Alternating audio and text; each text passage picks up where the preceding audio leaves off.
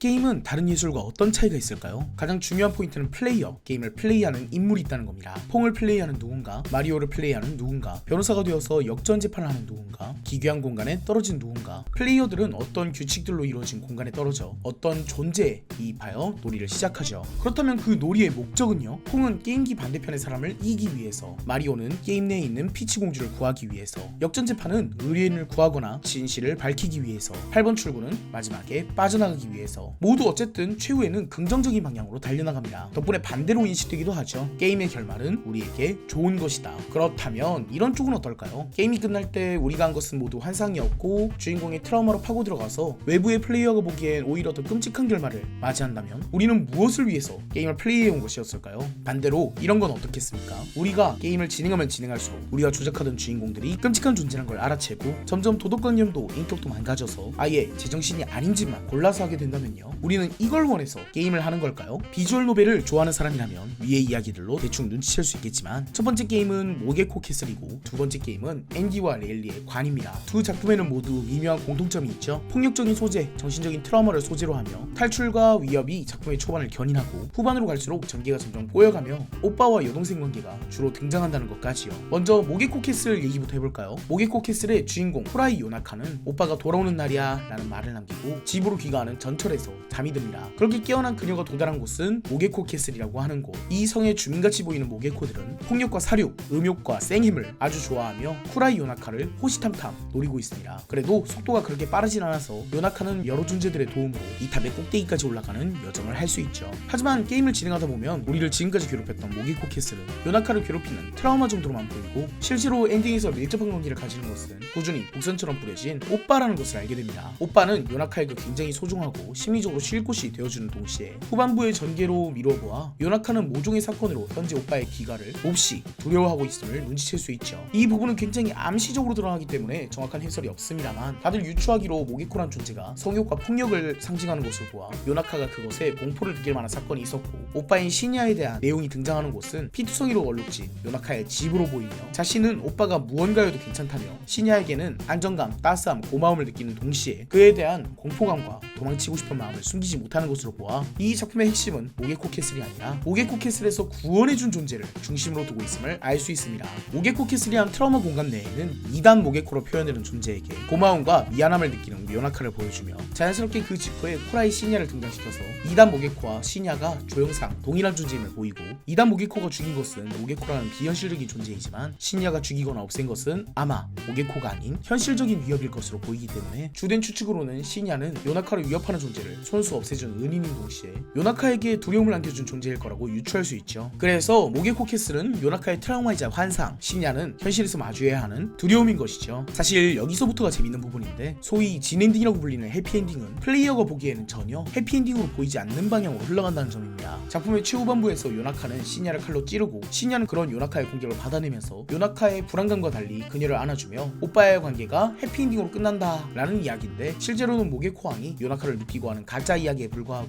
그 이야기 속에서나마 행복할 테니 요나카는 자기가 갖고 놀겠다라는 이야기죠. 대충 추정컨대 요나카는 진짜 시니아를 마주하는 것보다 시니아가 원래의 오빠의 모습으로 돌아올 것이라는 허구의 기대를 선택하고 싶었던 것으로 보이죠. 하지만 그 순간 게임은 살짝의 트릭을 부립니다. 다른 엔딩들은 배드엔딩, 노말엔딩 등으로, 심지어는 몇몇 엔딩은 요나카가 행복해 보이기까지 한데도 진엔딩을 찾으라는 듯이 플레이어를 내몰고 요나카가 진실로 행복해질 수 있는 듯한, 왜냐하면 우리는 진엔딩이라는 것을 그런 식으로 학습해왔으니까 할 수 있는 트릭이겠죠. 플레이어가 바라는 최선이 마치 게임 내에 요나카가 바라는 최선인 것처럼, 그렇게 해서 플레이어가 바라는 최선의 모습, 시니아에 대한 공포를 요나카가 극복하는 그 모습이 실제로는 이루어질 수 없고, 그것에 대한 요나카의 차악은 환상에 갇혀서라도 오빠를 용서하고 싶다라는 부분이었고, 그 부분만큼은 플레이어가 통제하지 못하게 해서 후반부에 의도적으로 플레이어의 몰입을 요나카라는 캐릭터와 분절시켜 충격을 주는 방향으로 끝맺음해버립니다. 하지만 이런 불쾌한 부분을 납득시키는 것이 바로 죄책감이 아닐까 싶어요. 요나카의 심리에 깊게 공감하지 않은 사람들은 모게코 캐슬의 최후 전개를 보고 이게 갑자기 무슨 뒤통수야 라든지 작품 자체의 불쾌감을 토로하는 경우가 있지만, 결국 무리한 전개나 필연을 견인하는 건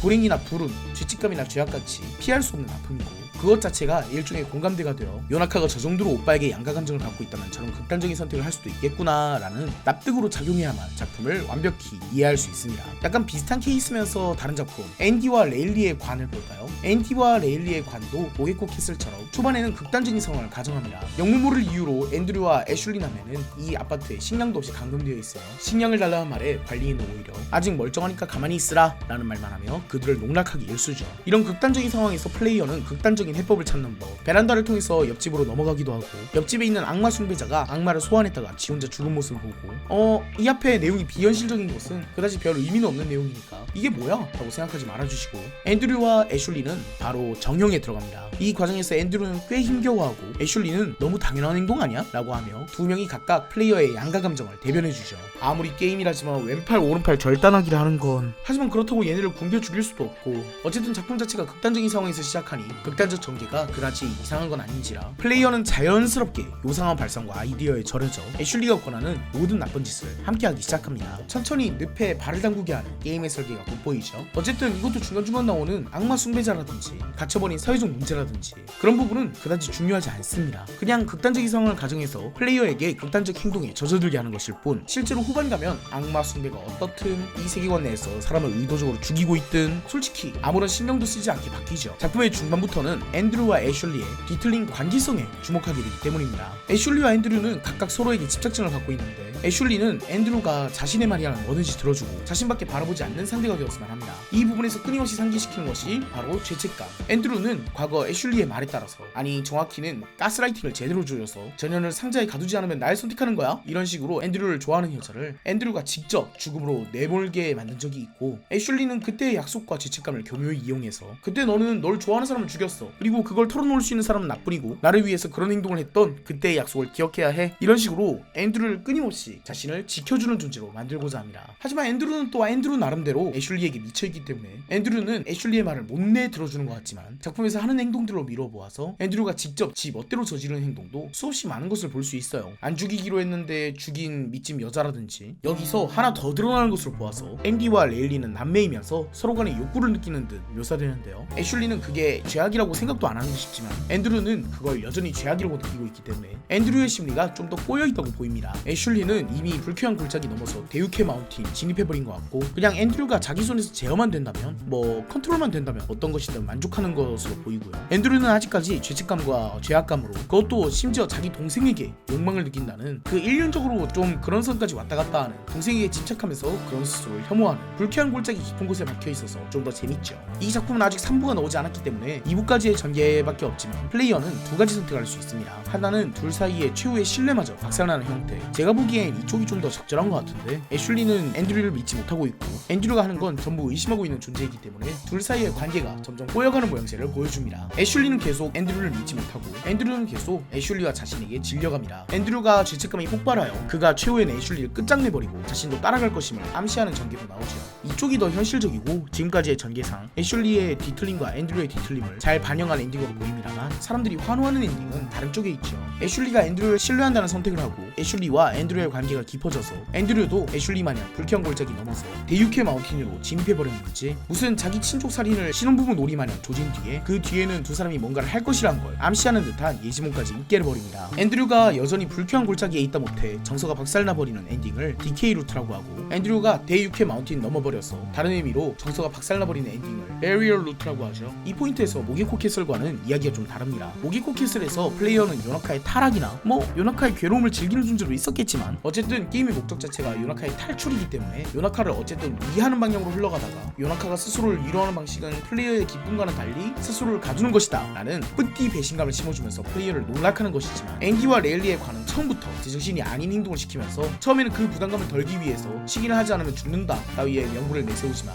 2부에서 아파트에서 탈출한 뒤에 자기 부모님에게 찾아가는 구간부터는 영분도 뭣도 없는 존속살의 쇼거든요. 이걸 착실히 따라온 플레이어는 어차피 얘네는 미친 짓 하고 있는 거고 나도 미친 행동을 수없이 해왔으니까 그냥 이렇게 된 거 제대로 미쳐볼까? 하면서 앤드류와 애슐리가 더 제정신이 아닌 쪽으로 파멸과 혼돈으로 흘러가는 것을 즐기게 됩니다. 처음이나 앤드류의 죄책감 따위에 신경을 쓰지 후반부터는 그냥 플레이어도 레일리화 되어버리죠. 그래서 저도 플레이하면서 느낀 건데 중후반부터는 레일리가 하는 말은 속 시원하고 앤드류가 하는 말은 답답하게 느껴질 정도더라고요. 물론 애슐리에 이입해서 플레이하는 기간이 길기 때문이겠죠. 게임은 무슨 목적을 위해서 하는 걸까요? 물론 대부분의 게임의 목적은 최후에 오는 해피엔딩이라든지 탈출이라든지 그런 좋은 것을 주는 것을 목표로 하지만 위에 언급한 모게코 캐슬과 앤디와 레일리의 관은 엔딩에서 좋은 것은커녕 나쁘고 찝찝한 기분만 줍니다. 메타피션 작품들 중에서도 이런 경우가 많은데 메타피션 작품들은 네가 장르적 쾌감을 위해서 한 행동이 이런 결과를 초래했어 같이 플레이어한테 메타 공격, 책임감 짬 때리기를 시전하는 경우가 많은데 이런 메타 공격을 할 수 없는 비주얼 노벨들은 왜냐면 내가 선택한 게 없잖아요. 그냥 맹독역 마냥 클릭이나 할 줄 알았지. 각자의 방법으로 자기가 플레이어에게 너가 한 짓은 다 이 악몽을 위한 것이었어 라는 배신감을 준 것에 대해 책임을 져야 합니다. 그 방법으로 죄책감을 활용한 두 작품에 대한 리뷰였죠. 첫 번째 모게코 캐슬은 요나카의 오빠에 대한 죄책감이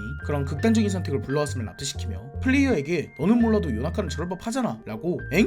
네가 공감 못한 건데? 라는 식으로 물 흐르듯이 넘겨버리고, 두 번째 앤디와 레일리의 관은 플레이어가 느낄 법한 죄책감을 앤드류에게 짬 때린 뒤에 이 입은 애슐리라는 훨씬 더 제정신 아닌 애에게 시키며 자연스럽게 미친 짓을 하고 있다는 죄악감을 게임에서 가랑비에 옷 젖듯이 노출시키면서 그 부분을 최소화하는 방향으로 전개됩니다. 물론 선택지가 거의 없다시피 한 모게코 캐슬과는 달리 앤디와 레일리의 관은 앤드류의 죄책감을 상기시킬 수 있는 루트와 앤드류가 데유케 마운틴 건너가는 루트를 나눠서 두 가지 정서를 각각 즐길 수 있게 해놓았다는 점도 나름의 포인트긴 하죠. 하지만 사람들이 리비도에 끌린 것일지는 모르지만 대부분의 사람들이 앤드류가 데유케 마운틴 넘어서 애슐리와 이렇고 저런 짓을 해버리는 것, 진짜 엔딩처럼 받아들이는 것은 플레이어에게 미친 짓을 당연한 것처럼 노출시키는 게임의 메커니즘의 영향으로도 보입니다. 물론 엔딩의 의도가 어떻느냐에 따라서 어느 쪽이 어떻게 쓰이는가도 알 수 있겠죠. 오늘은 인터랙티브 아츠 컨퍼런스 참가 기념으로 진행하고 있던 쥐약 특집에 게임 이야기도 좀 곁들여봤고요. 오늘 주제는 게임의 교활한 부분을 많이 짚은지라 약간 어려울 수도 있다고 생각합니다. 그럼 다음 리뷰에서 뵙겠습니다. 끝까지 봐주셔서 감사합니다.